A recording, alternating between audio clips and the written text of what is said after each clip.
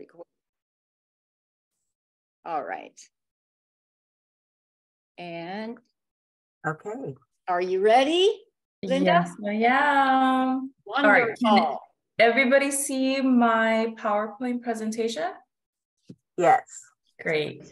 And if you see me looking elsewhere, it's because I do have a double monitor, and I also try to, be aware of the space. But my name is Linda Hernandez. Thank you very much, Darcy, for reaching out and inviting me to this space with you all.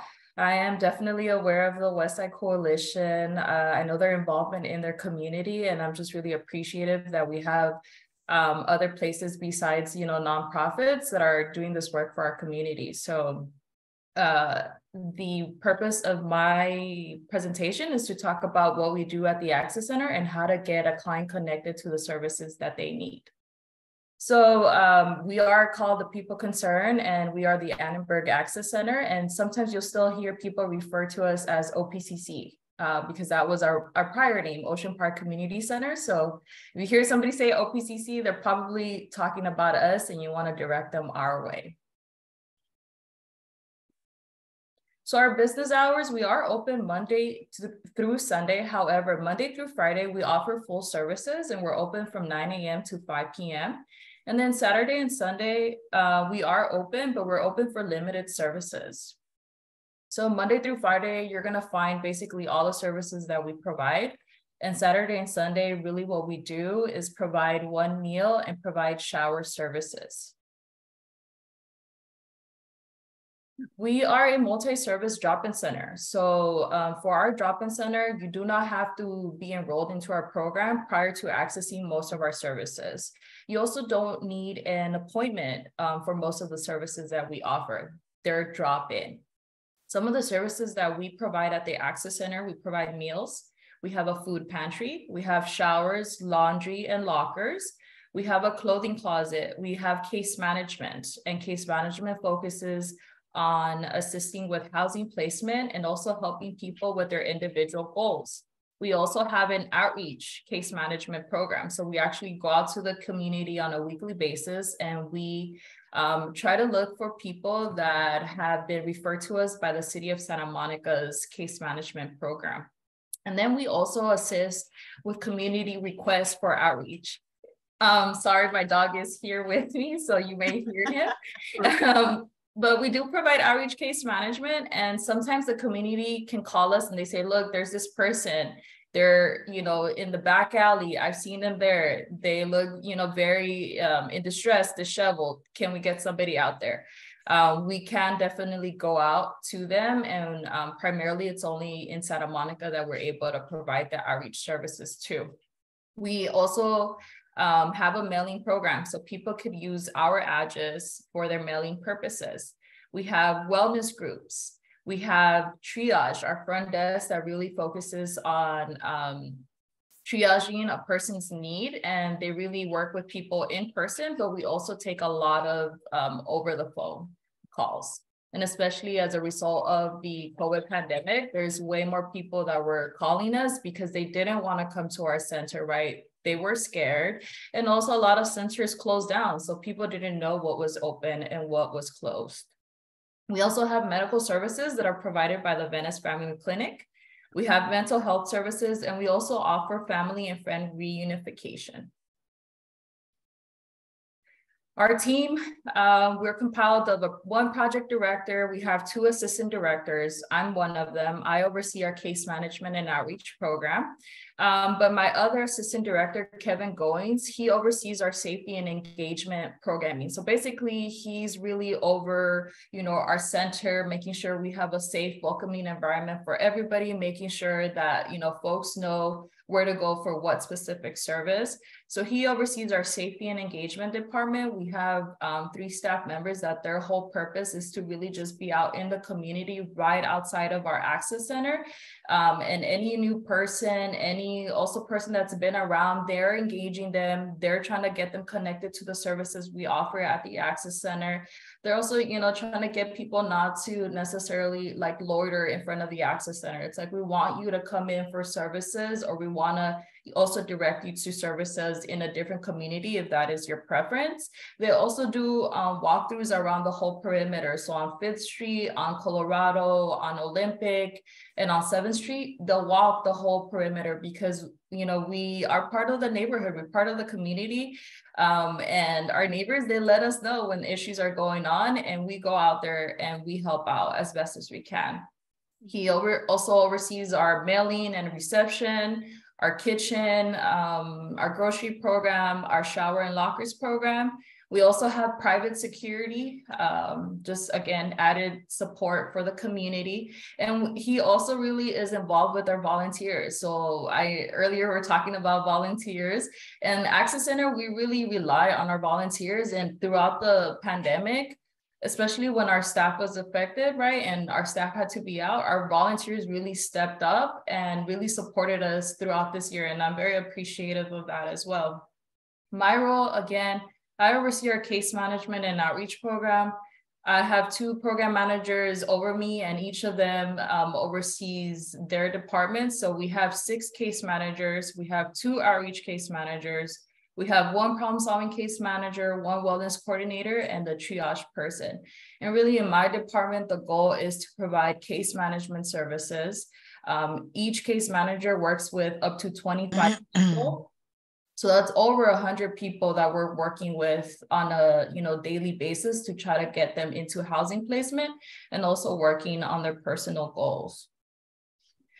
All right, so what we're here for, right? How to connect to case management. When people need help with housing, basically they're inquiring about case management services. So the way we function at the Access Center, we have a lot of people that are definitely interested in connecting to us.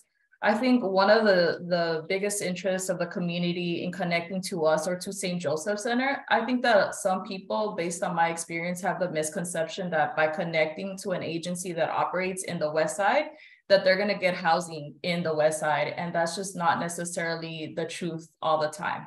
So we do definitely get a lot of people wanting to connect with us. But as I mentioned, we only have 6 case managers and they work with up to 25 people. We can't add more people, right? These are people's lives and it takes some, time, care, and dedication. And so some people, they're going to be very quick housing placements, but some people, we really do have to walk with them throughout their whole journey and really meet them where they're at. And so, yes, sometimes we're at capacity, but when we're not at capacity, the way we function is we'll have slots open. And we'll compile a wait list. And this wait list, we compile it because people, they'll ask for it. They're like, well, at least put me on this wait list, right?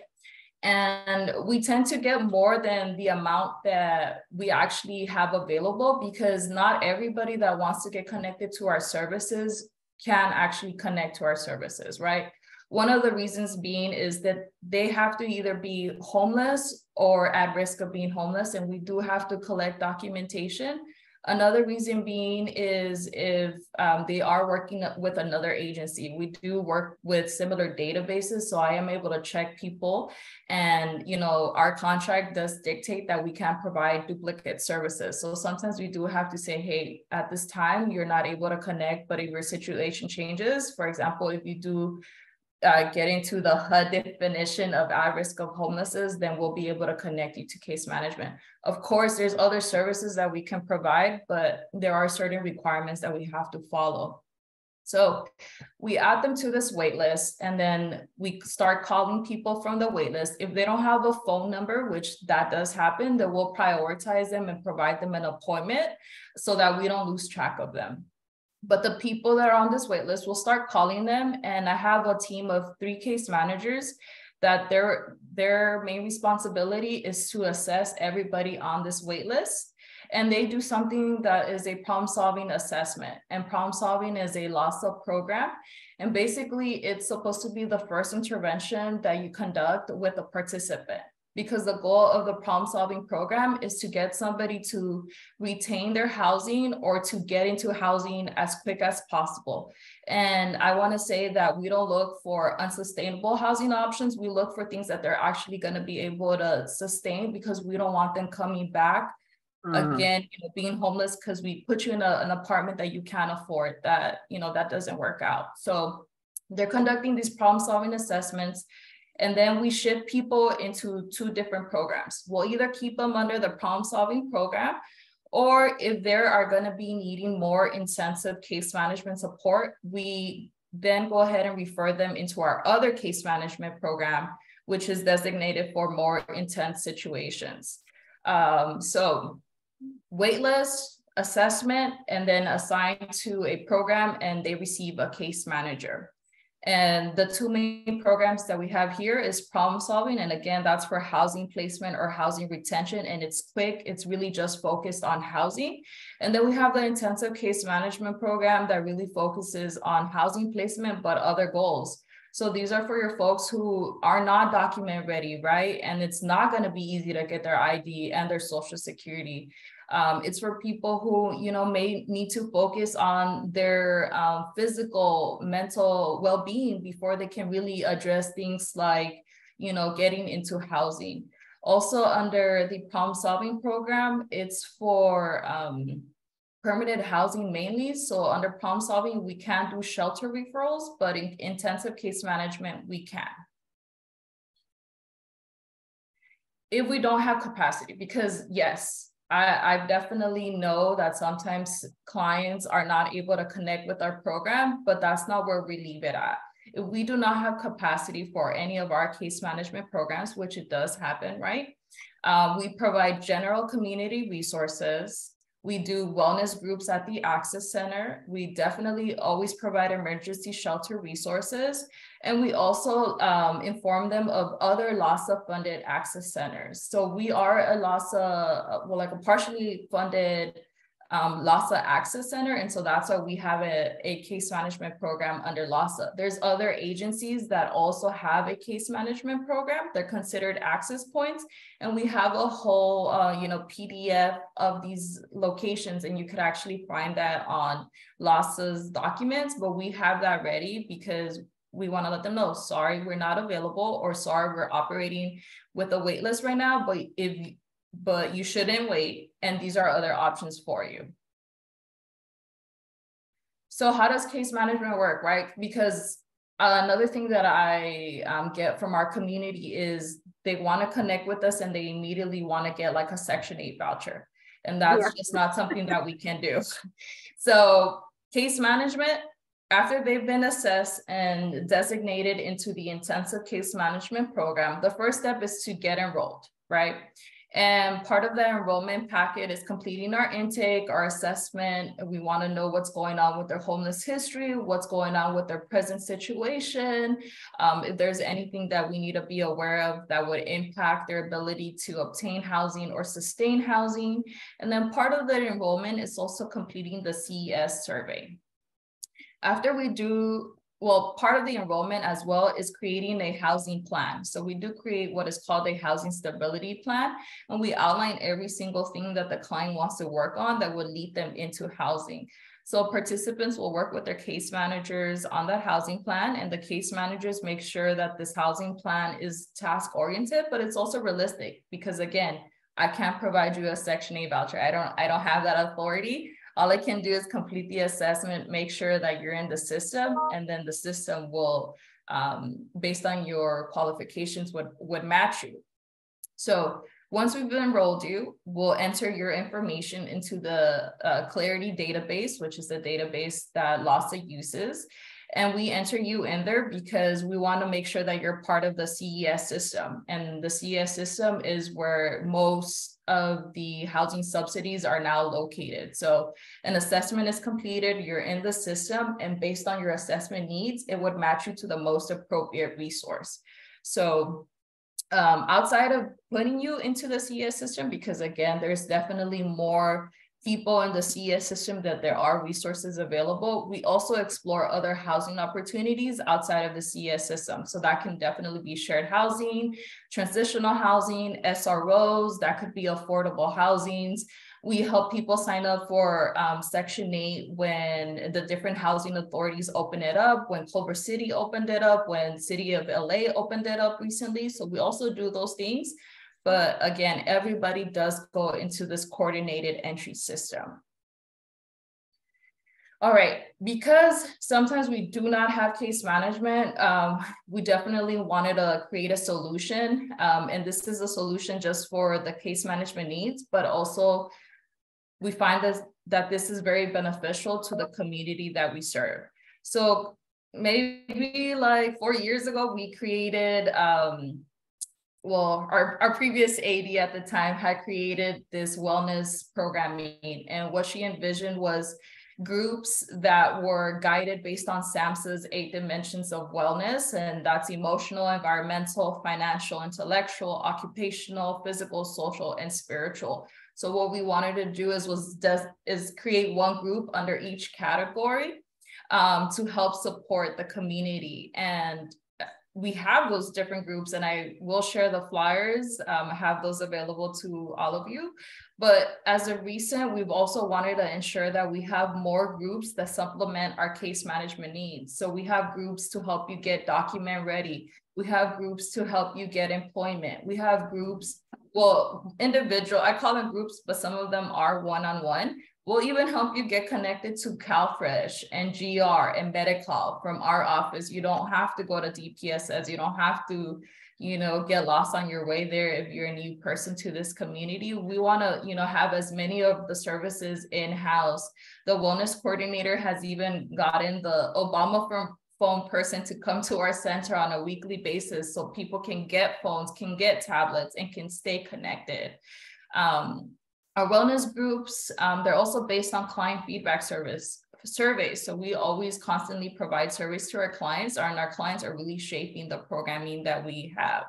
And again, it does supplement our case management needs, because the most basic things that we can do in a group setting that would help you for housing, we want to do them. So that's it. Any questions? I try to keep it short because I heard I only had 20 minutes and that includes questions. You did wonderful. I actually have a question. Yeah. Are you able to stop sharing your screen? Absolutely. Okay. My question is, what about people that come to Santa Monica from other areas because they feel like Santa Monica has better resources? How does that work? Do you then refer them back to the area that they are from to connect them with the coordinated entry system, or how do you deal with that? If we have the capacity, we take everybody. It doesn't matter if you're coming from South LA or, the Apple Valley, as long as you're in the scope of the LASA program, then, you can get connected to case management services. Now, when they start sharing with us that they're interested in obtaining housing in Santa Monica, then that's when we start having those realistic conversations. If they're interested in subsidized housing in Santa Monica, I'll share what my experience is. I know that you have to be, you can go through the below market housing list that Santa Monica has to, try to reach their affordable housing.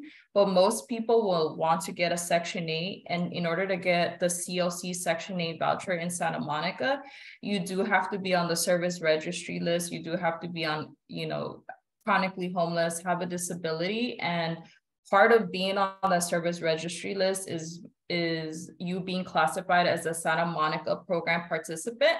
And I have a flyer of what those requirements are, but not everybody meets those requirements. So we'll assess to see if they meet the requirements and really try to pursue that option, or sign them up for the below market housing list, or really just talk about, look, affordable housing opportunities do exist, but you don't meet the priority demographic for this spa, but we can talk about, if you meet the priority demographic for other spas, and that's when we talk, okay, where have you been primarily homeless at? And we'll, focus on that area. But no, if they're able to come to our center and we are open, then yeah, they can work with us. And sometimes it can be a challenge to try to get them to understand that, that Section 8 voucher that they're looking for in Santa Monica may not be possible. Right. Are there any other, Jess, your hand up. Hi, thank you so much. That was a great presentation. I really appreciate all that information. I had a question, and I think somebody else in chat was asking something similar.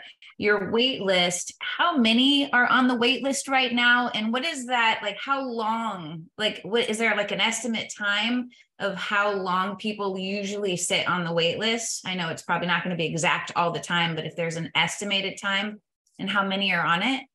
Thank you. Yeah. So right now I have like 30 people on it. And I always take more than the capacity that I have for, because I know not everybody's going to be eligible. And as far as the stats for how long people remain on the wait list, they can remain on the wait list for like a minimum of a month. And it can also be for more than a month. And to be very transparent with you, as a supervisor, right? The way my wait list gets impacted is when I really have like a, something with my staff. If I lose the staff because they're out, then that impacts the caseload amount that I have, because then I have to reshift everybody to another case manager. And, we work, but we're also people, and there's stuff that goes on. So that is typically what impacts my case management, is just office operations. But when we have the slots, really our goal is to put you on the wait list, and like within a week, contact you and start the assessment. And then after the assessment, that same week, you're referred into that same program. And then, depending on the case manager's capacity, right, because they're already working with other clients, then we really want you to be enrolled into that program within that same week as well. So let's say if I have the capacity for it, nothing is going on with any of my staff members, then from the point that you get added to the wait list, within 2 weeks, you should be already in the program that you're going to be working with. Yeah, that's great information, because organizations like us who accompany families who are homeless, if we're able to give them some type of, like, if when they go and they register and they go to your access center, a lot of our families get frustrated because, like, oh, I haven't heard from them. Oh, I'm on this wait log. And so it creates a lot of frustration and they give up. So for us, knowing that information, it really helps, because then we can set like proper expectations for them and limit that type of frustration. So thank you. Thank you so much. Yes. Yeah, Absolutely. maybe take at least one more question before going on to the next speaker. We could always come back too. Yes, please Jean, remember your questions or write them in the chat. Yeah. Jean, did you want to share your question? Yeah, hi. I had a question. I work for the Salvation Army. If we have a need that we can't help a client with, is there any way that we can refer them to the people concerned directly, or do they still have to wait in line? Sometimes it'll be easier maybe to refer them to someone, make them feel like they're connected, so they don't just give up or walk away. Great question.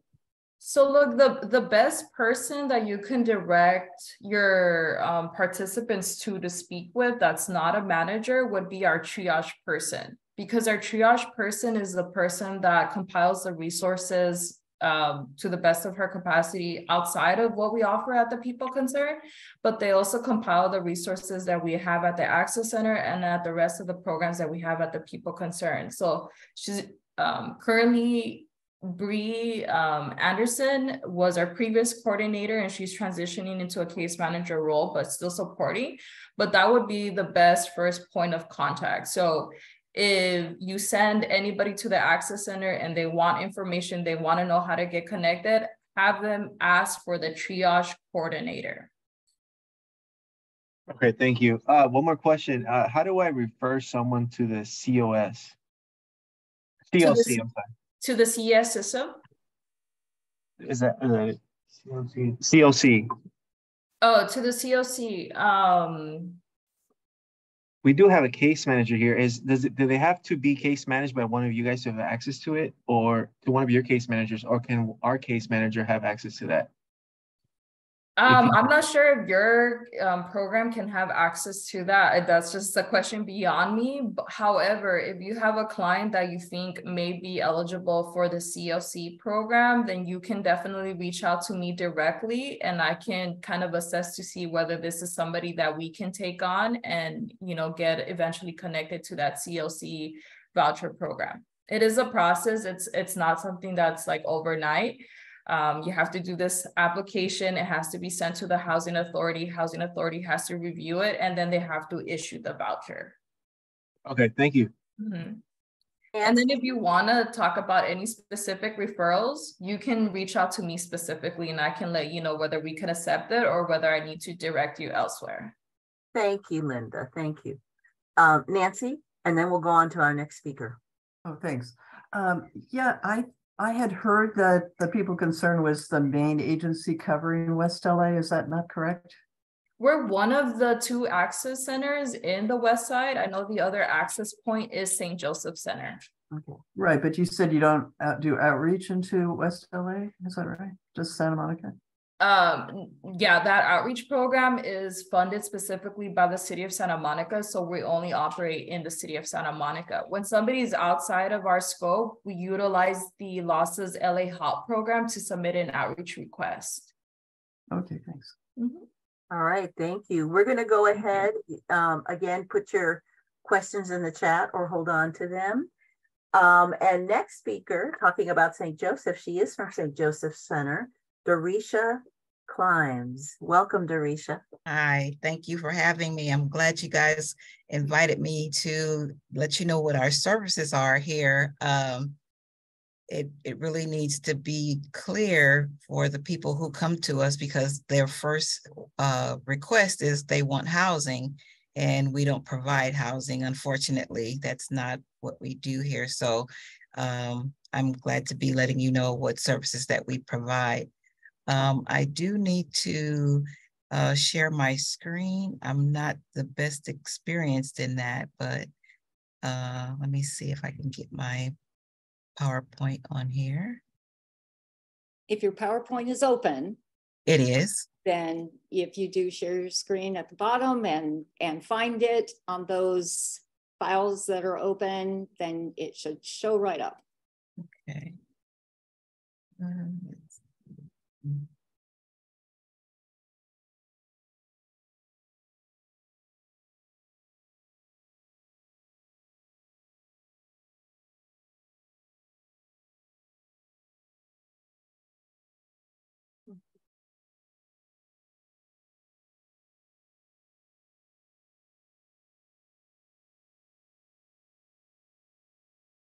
Okay, so it's actually, I have it showing as a PowerPoint, but it actually is a PDF. That shouldn't be a problem. It shouldn't be, okay. No.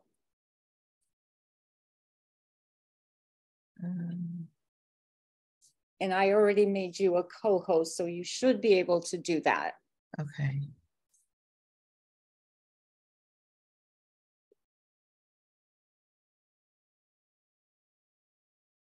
Well, I know that Edgar had a question. While you're looking for that, Edgar, Yes. do you want to ask your question? Oh, yes. Thank you.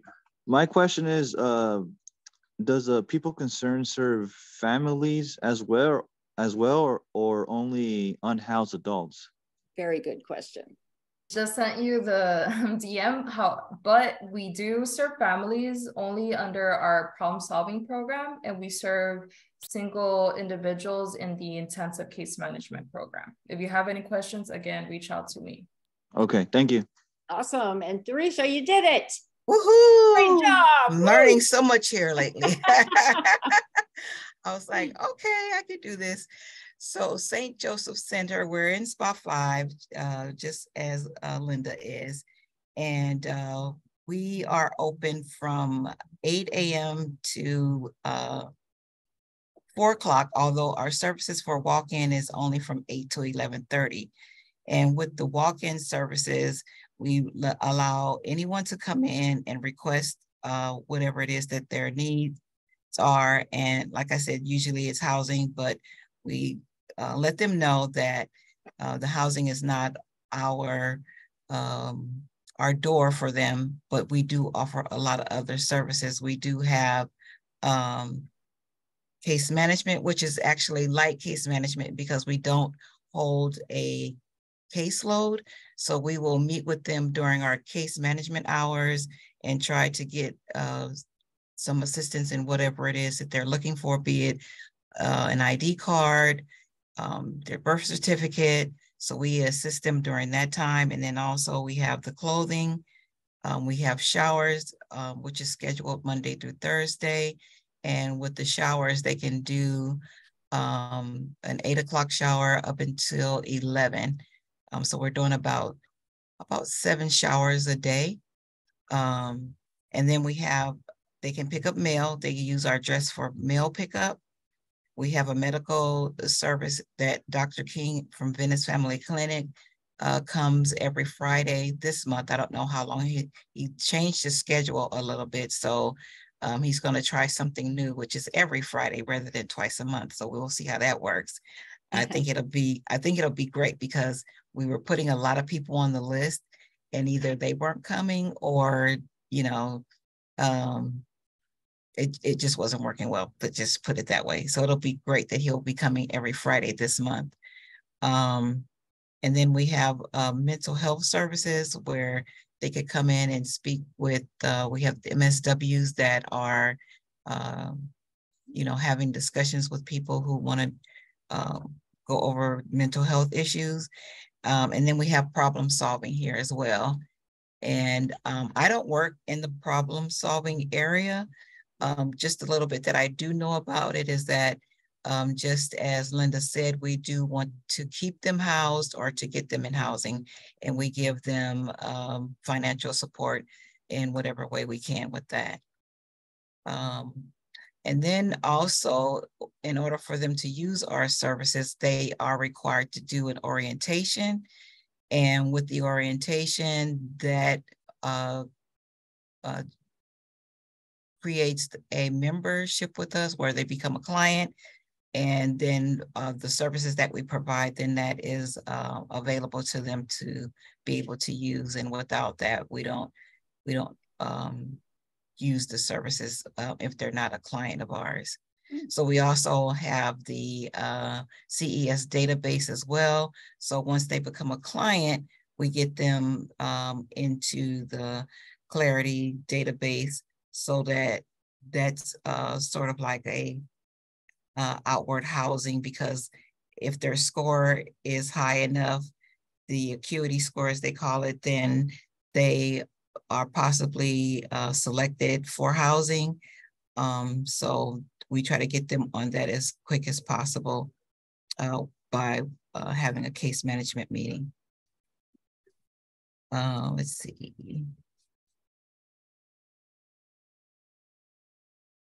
Yeah, just said it on that. And so also with the appointment that they make Mondays through Thursdays, everything is appointment based. So everything that they want to do, if they want to take a shower, like I said, they would need to make an appointment. If they want to speak with the case manager, they would make an appointment for that. The clothing they can get just through a walk-in. But we still would like for them to be enrolled with services if possible. If the person comes in and they look like they really need a pair of socks or shoes or whatever we have on stock, we try to give that to them and, and say, do you want to do orientation? Because we can get you in for that. And we do these services every day of the week. We have the walk-in, although case management is on Tuesdays and Thursdays. Orientation is on Monday and Wednesday. So we try to get them all in. And then, like I said, Dr. King will be here on Fridays, which our location is closed for clients on Friday. Although we do the Dr. King medical assessments, but any other services we don't provide on Fridays. So it all needs to be done earlier in the week. We do work with other organizations such as Chrysalis, Bet Tizet, Safe Place for Use, if they're under the age of 25, I believe it is. And then we work with Helping Hands as well. We'll refer them to them if they meet just the basic qualifications. And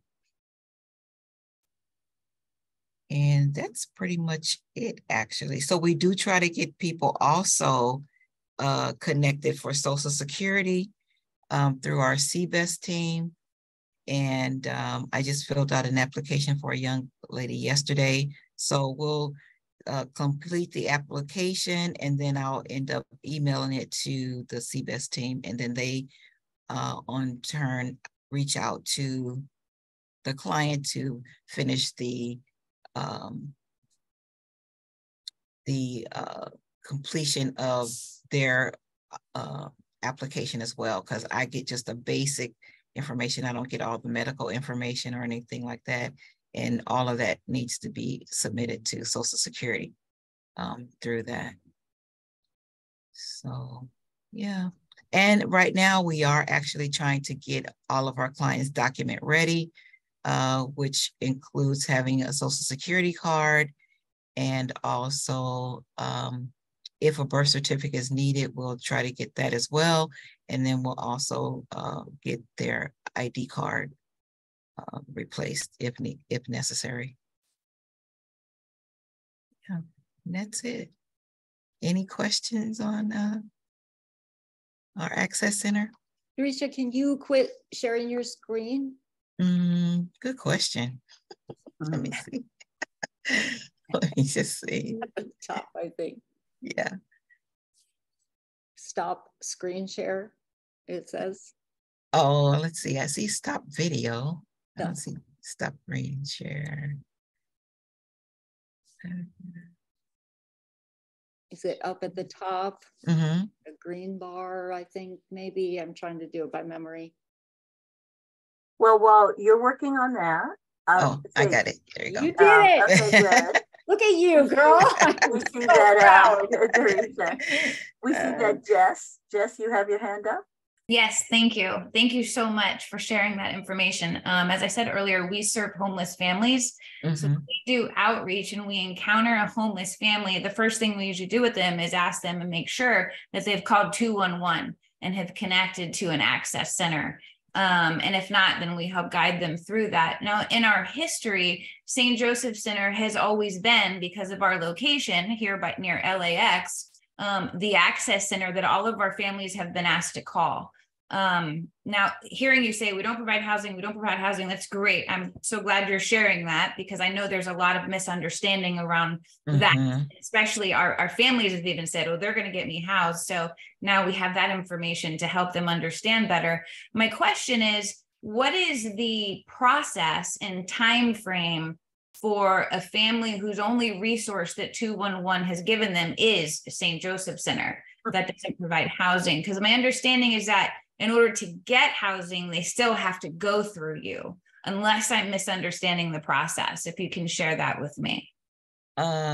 So if we do get a family, we actually refer them over immediately to the CES family department. So they specifically just work with families. Anyone that has minor children, we don't do anything with them. We just refer them over to the CES for families. Okay, then my next question is, it's great to know. Thank you. That saves so much time. Is there a way for families then to not go through St. Joseph to get to CES? That would in St. Joseph's load of getting these families and then having to refer. Do you mean if they were asked that question on the outside of St. Joseph Center, or how? But like if the family calls 211 and they say, oh, you have to go to your access center, which is St. Joseph, but we know that St. Joseph is just going to send them to CES. Is there a direct line for family to CES, or do they have to go through St. Joseph? No, they don't have to actually. If they already know that they need the services for family, they can just come in and we can give them the information. We have the list where we have the phone number and address where they can actually go. And then we have just a phone number as well that they can just call and see when they can come in with the family. Awesome. Are you able to share that info in the chat? Yes, I'll give it to you. Awesome. Thank you so much. Okay. Now, someone who we were going to introduce to you actually has her hand up. She might want to share a bit. Miss Gray, S. Gray. Sonya. Yeah, Sonya. Gray. You are. I'll just wait until it's time for me to present. I'll just I put it in there. Do you want to wait then, and then we'll come back to you? Okay. All right. Edgar, you have a question. Yes. Thank you very much for the presentation. I'm I'm with the Los Angeles County Office of Education Community Schools Initiative here at Santa Monica High School. And throughout the school year, I've helped a handful of families trying to get connected to housing resources. And it's been a long journey for me to understand how the housing process works.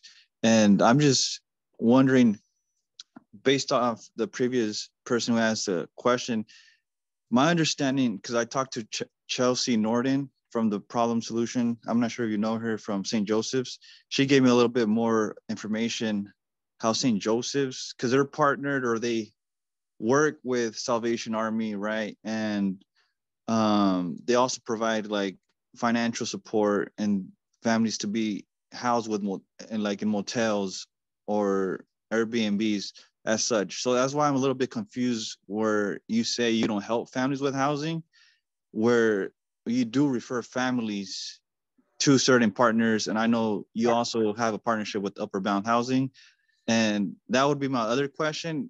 How does Upper Bound fit in the picture with St. Joseph's and the People's Concern? I know they only have like 18 units, so it's not a lot. And there's like a whole year. I'm not sure if I made sense in my question, but if I could just get clarification. Were you directing your question to me or just Yeah, in general? Okay. I'm just getting clear. Yeah. Your question actually is beyond my scope of understanding as well, because I am Access Center focused. So I don't know how the other departments of St. Joseph Center that does work with housing, how that actually all works together. I know that I can send people to CES for Families, because I know that that's what they do. But as far as St. Joseph getting people into housing, I don't have any idea how that works at all. Okay. It's funny that you even asked me that, because I just had that conversation with my coworkers the other day, because we get people come in that tell them, well, St. Joseph just housed my friend and I want to get into housing. And it's just kind of like, I don't even know where that starts. So that is something that's going to have to be clarified for everybody, I believe. Okay. Just because you gave me the question. Yeah. So okay. I will discuss this with my program manager, Amber Locklear. She wasn't able to be here today, but just to get some clarity so that we can possibly have another meeting, and get that cleared up. Okay. Is your contact information in the chat? Yes, it's in the chat. Okay, we will follow up with you. Okay, thank you. Okay. Thank you very much. I just have a question maybe for both Linda and Dorisha, and I'm not asking a crystal ball situation here, but the thing is, when, like people first start at either of your places to start accessing, especially housing, is it fair to say to someone, this could be months? What's fair to say to people? Because especially a lot of us in churches, what's fair to say to people? Because some people do show up in town thinking it's going to be a couple days and they're going to get a place. And, they're upset with everyone. They're upset with the church. They're upset with, the temple. They're upset with the security guard because they're thinking that. What is there a fairness to say to people, the process of accessing housing locally could be a year or more? What's fair to say, Linda or Dorisha? I'd like to address that. It really depends. It's on a case-by-case basis, only because people come in with different financial ability. If they can do shared housing, if they can do a single room with the income that they have, then we try to get them connected with those services, definitely. But if they're looking for Section 8, that's a different beast right there, because they would have to wait until a wait list open, right, or the housing apartment complex that they're looking at will take it, accept the voucher. I mean, just getting the voucher is even a wait. That's not even something that's even overnight. So they are starting out with wanting a voucher, can take months for sure, I would say. And I'm sorry. No, I'm sorry, Dorisha. No, I was just going to say, unless there's just something open that they know that it's open and they've been selected for it, you know, because there's a lot of new buildings opening up, which gives them a little bit more opportunity. And hopefully they haven't overextended the wait list to where, you know, you just might not even get selected. But if the opening is there, then they have a better opportunity in the newer buildings for sure. Okay, thank you. Linda? Yes, just as she mentioned, it really is case by case basis. So as I mentioned, we work with people who are at risk of homelessness and also literally homeless. So for example, somebody can call me and they can, you know, have received an eviction notice, and, you know, in a week I can have the rental arrears paid if they qualified that, or even less. I've had people that, you know, were interested in shared housing, had the income, and, you know, within days we got them in there, right? With the whole Section 8 voucher, at least the way that it operates in Santa Monica, and I will submit the eligibility requirement. One of the criteria is to be homeless in Santa Monica for 5 years in order to be SMPP, and that's the first step. The second step would be to have the SMPP criteria and to be chronically homeless, and also to have a disability. So that, you know, can filter out a lot of people there. And we also don't want people waiting 5 years in order for them to become eligible for a Section 8 voucher either. So we definitely don't work on just, you know, having people just wait for that, because it may never even come. I can't guarantee that in 5 years the housing authority is going to have funding, right?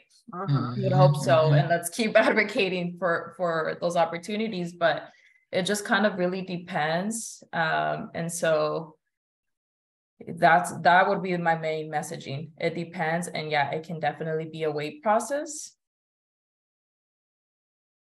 Okay, thank you. Are there other questions out there?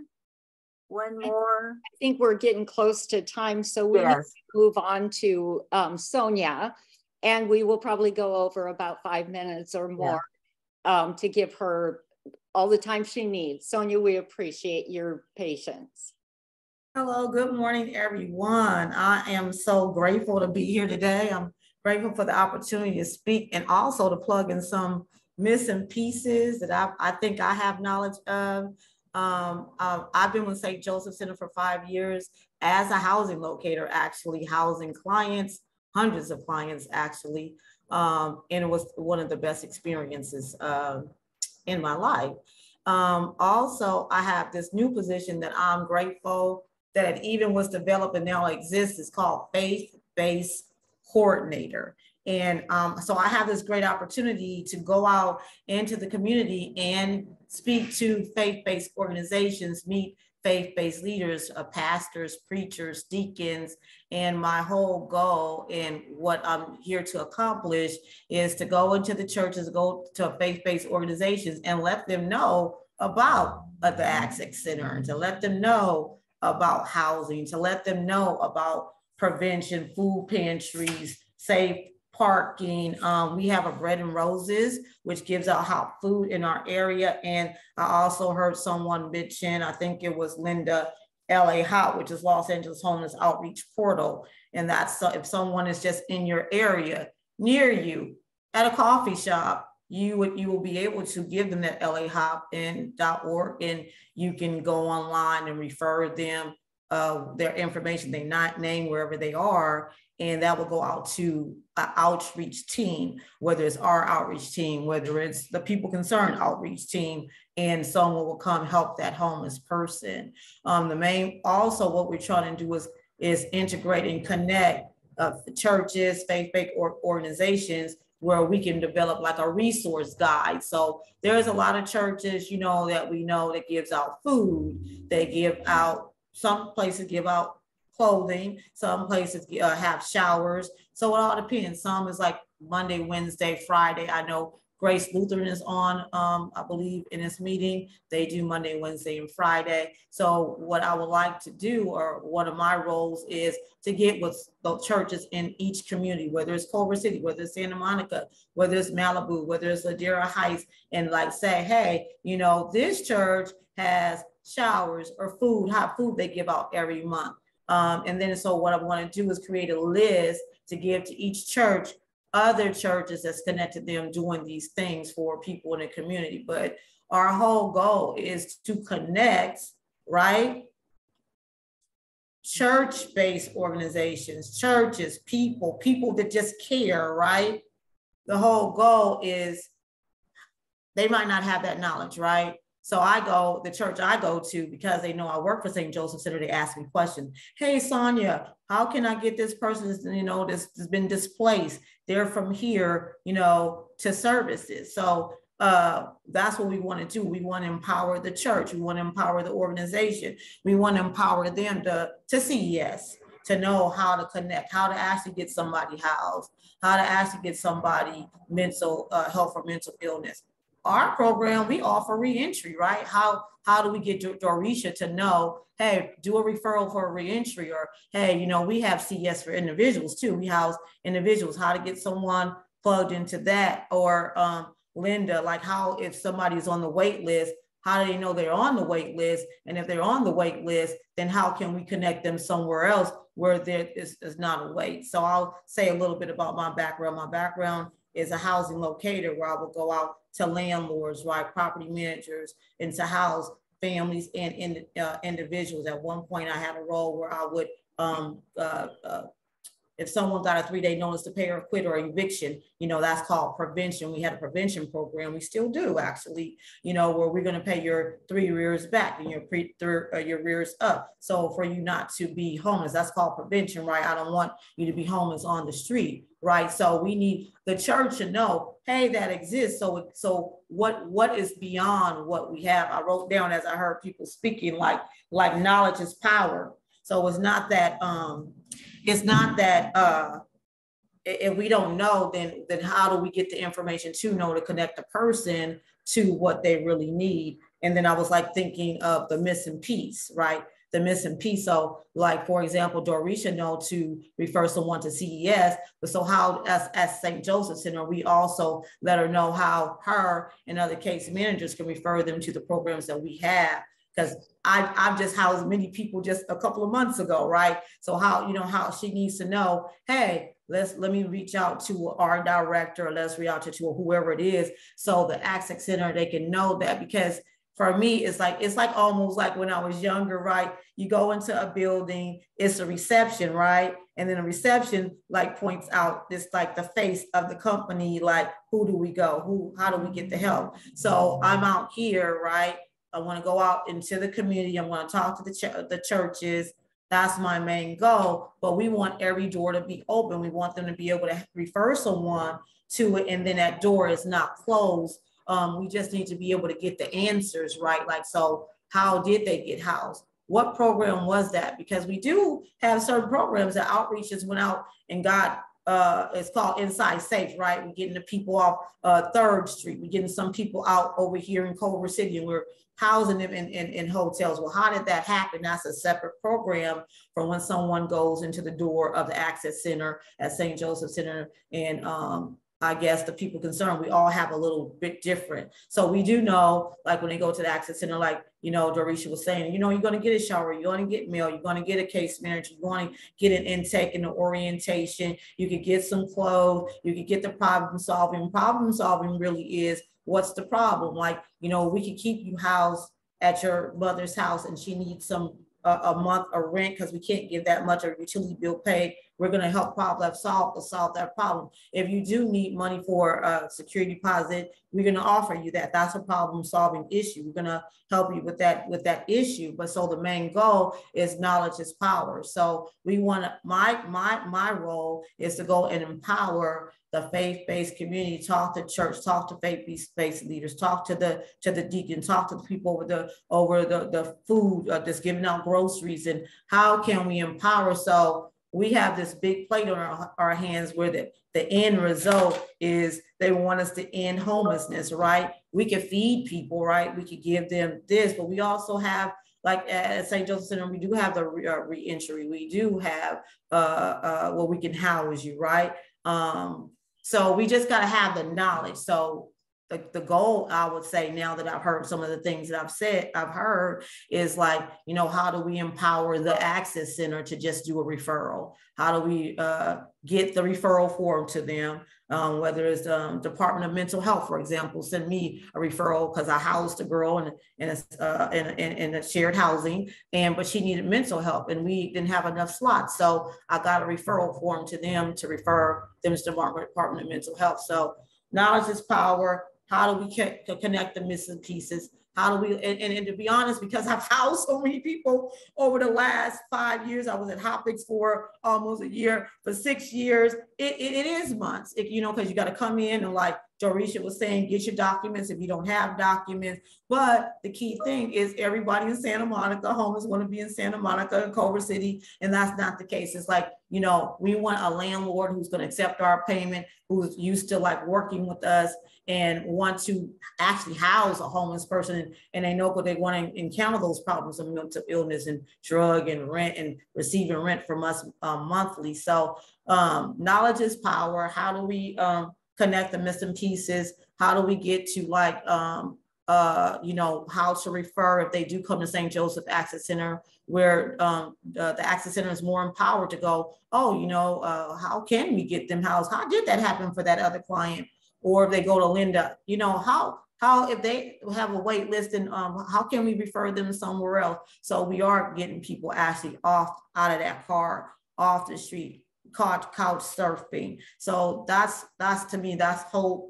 That's the part of that faith, that belief, that hope is that we can help someone, that we can be that we was in a meeting yesterday. I was like, unhoused people being housed, you know, to end homelessness. So we want that hope. We want it to be an open doors. With my supervisor, he always say to me, like, there's no closed door, right? So if they come to the door, but if we have the knowledge to empower, like, oh, go here, the power to refer, the power to know the different resources that we have. So my role is to go give the churches the resources, to let them know that we can house someone, to let them know that they can get showered, they can get food, they can get off the street, that it can happen. It won't be overnight. It might take 2-3 months, sometimes even 6, sometimes even a year, because we do have clients that are very picky like that. We had at some point when we had the pandemic, we had the Project Room Keep became Project Home Keep, became recovery housing that was inside stay, where we got a lot of people emergency housing vouchers, right? They got these vouchers. Some of those vouchers expired. Some people didn't know how. Then some of the people, a lot of those people got housed. I ran into a guy at a Connect Day last week who he told me his voucher was expired, was not. So someone I know that I housed a year ago, they end up back in a hotel because for a certain reason that they didn't want clients at that house anymore. What I learned is that I just need to try, right? So what I did is when I found out his voucher was expired, I emailed the housing authority. I said, hey, you know, his case manager is on maternity leave. Maybe she did request, I didn't know if she did request an extension. His voucher expired March 13th. Can I get this voucher extended? That was a miracle that just happened on Monday. The voucher was extended. We're going to look for him a place and house him immediately because we can't afford the voucher expire, because I got to actually next month. I don't do that role anymore, but I don't want him to lose his voucher and not be connected to housing. Thanks for hearing me out. I just hope this helped a little. I'm grateful to be here, honored. I'm glad that we do have such a position now called faith-based coordinator, where I can go out to the church, because that's what I grew up in, and that's what I believe that we can achieve this goal together. Sonya, and I know we have a couple questions, but before that, how can people best connect with you? Best connect to me? My email, or they can call me, but an email is easier because I just, you know, type back. So that's SGREY@stjosephctr.org. Can you put that in the chat also? It is at the top. Okay. With my number. Yeah. Okay, Erin, and then Mary. Erin, go ahead. Hi, good morning. Can you hear me okay? Yeah. Thank you so much for sharing. I work with Edgar Gonzalez here at the high school. I'm the Santa Monica High School nurse. And I was curious if you would be open to extending. I know that we're not a faith-based center, but what you offer sounds so tremendous for the sake of our students and families. And I was wondering if you might be open to extending this service to our team here at the district. We'll repeat the last part. Can we extend the service to our team at the district here at Santa Monica High schools? Oh, the schools. Yeah, well, you know, we service Santa Monica, you know, so anyone, we got Santa Monica, Culver City, there it goes, you know, so do you mean someone coming to get our services or our services? So Edgar Gonzalez, who spoke earlier asking about family placements with Rico, he and I collaborate, and he does a lot more family facing placement and support. But I know that it's been really hard placing families and getting through this process and navigating. And it really seems like what you offer is a perfect fit for what our community school team would benefit from.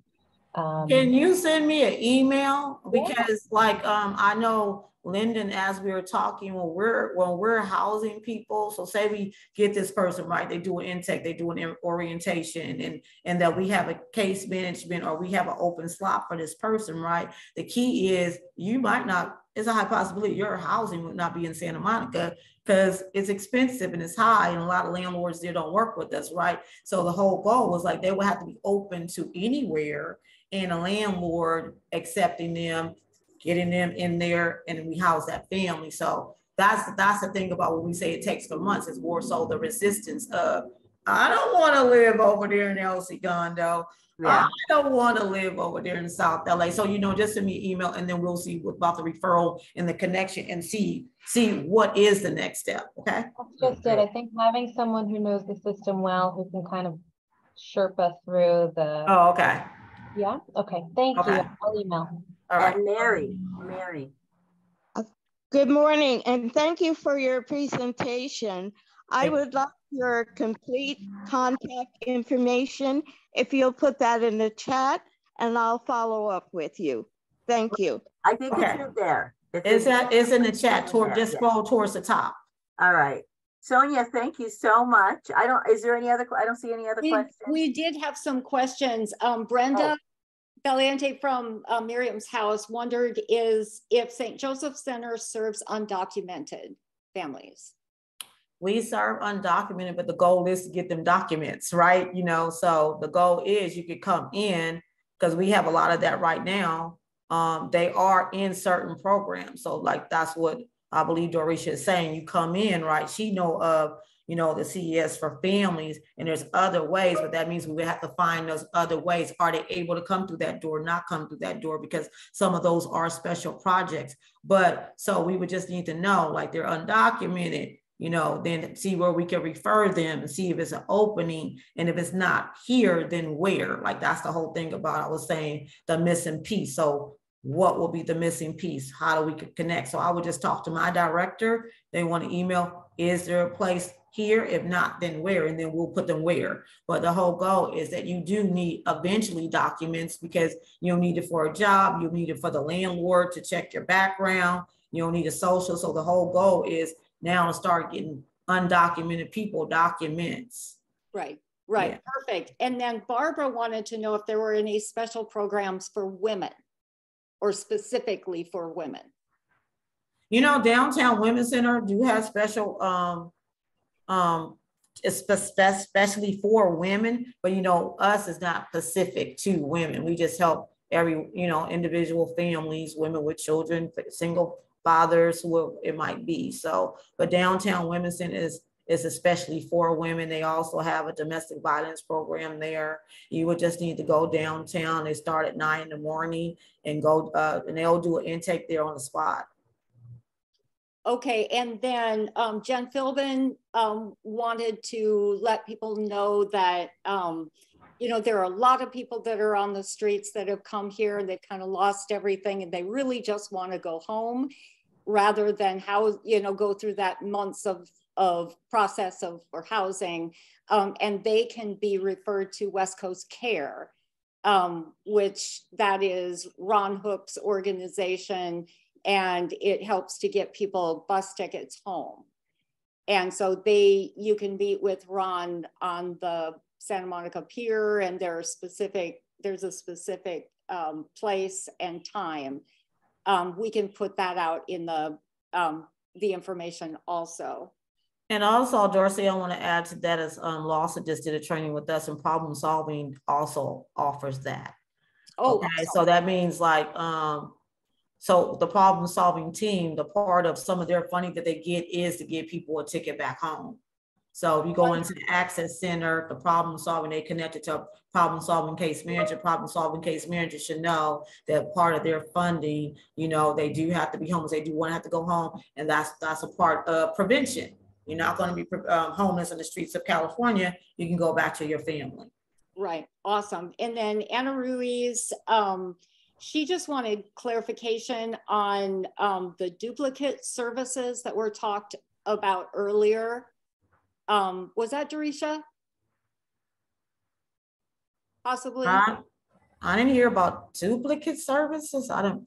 So we do require people that come in to not duplicate services for us, them getting into 2 access centers, if that's what you're referring to. Oh, okay. Well, what about if she specifically mentions, what if they are in safe parking? If they're a vehicle dweller and they're in the safe parking lot, meaning they have to sign up for that program, then can they also get services through the access center at St. Joseph Center? Yeah, as of now, we have been accepting people who are with Safe Park. Since they do have case management with Safe Park, we do limit the services that we provide. Like, we let them do showers and maybe get clothing, but case management is not something that we offer them because of them already having case management with the Safe Park. Okay. And then Candy says, how long is your wait list? St. Joseph Center? Yes. Yeah, we don't have a wait list. You just walk in, you come in. What about the housing list? I know that the Santa Monica, to get on that list of affordable housing, isn't that about 5 years? Somebody has dropped that figure. It takes a long time. Linda, I don't know if Linda's still on, but she mentioned that for Section 8 and any of the affordable housing, it is like a 3 to 5 year process. It is lengthy. Because, you know, that's more long-term, eventually long-term, but it's 3 to 5 year. Yep. That's Darcy, that's subsidy. So so anybody could be on I could go be on an affordable housing wait list, right? So I could go down to the city. I live in Inglewood, city of Inglewood, get on a wait list for affordable housing, what they have available. And then, you know, hope that new building come up, or when a new building come up, then they do a lottery, right? So it's not even like automatically, it's not like all of us is on here, like say it's like, it's 31 of us, and it's 31, you know, there's 100 housing and 1,000 people apply. It's going to be a lottery. And that's how the Section 8 works too. If you didn't get that wonderful thing that I just said earlier, emergency housing voucher, is you're waiting for the city to open up their wait list for Section 8, and there's a lottery. So you apply and you want your lucky number to come up. So it's not like that's just a guarantee. You just put your name on a list and you wait for your name to be called. So you probably want to be on a lot of lists. Yeah. Yes. And you know, I know it was mentioned earlier that it is very, very quick to get into shared housing if you have income. And, you know, they used to say 48 hours, you know, I think, you know, our housing is a little bit, a few more days than that. But, you know, shared housing also has been known to work with you. Like they would take a single family house and put 2 family units in it rather than single people 2 to a bedroom. So they can work with you also. So that's another resource for, you know, people looking for housing. It's a complicated thing because of the lack of housing around here, and the access centers, you guys have a very difficult Very job. difficult job. Thank you so much. I think, did Linda already leave us? She So we did. thanked her. She did. We She thanked had to Teresa. sign Thank you off. for coming in. And Yes, thank Sonia, you for inviting. coming in. Mhm. Yes, it was very good. I'm sure there are lots of questions. Please contact them directly. Be watching for Faith Committee News. I think Darcy and I were talking. Another topic that's come up recently is about giving advice to all congregations in relation to having people be on your property. Yeah, through insurance providers. Yeah, are like going to what talk some about- complications might be.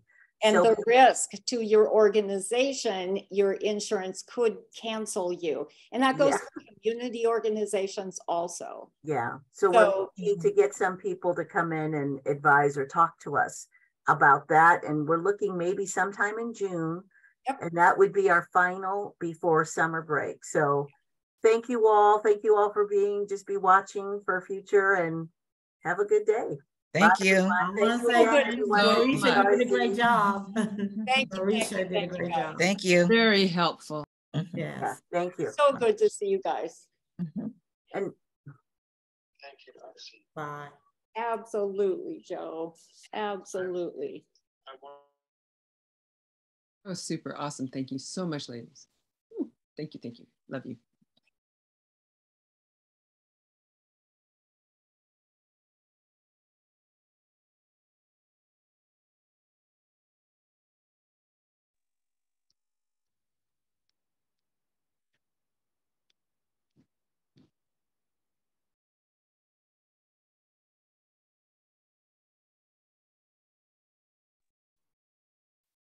All right, guys, I am going to end this. Any other questions? Anybody that's left? Okay. Good to see you. Bye-bye.